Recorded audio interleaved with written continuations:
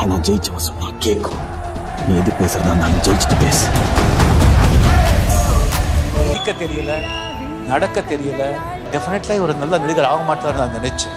தோத்தா ஜெயிக்கணும்னு மட்டும்தான் தோணும், ஆனா அவமானப்பட்டா சாதிக்கணும்ன்ற வெறியே வரும்டா.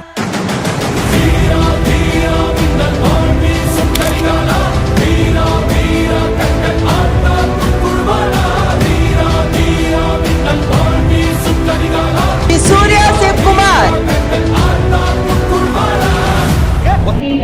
மருத்துவமனையிலிருந்து காளியாகோவில் அங்கிருந்து மருத்துவர்கள் நமக்காக உங்களுக்கு மருத்துவ பரிசோதனை செய்வதற்காக இங்கே வருகை தந்திருக்கிறார்கள். அவர்களை அன்போடு வரவேற்கின்றோம்.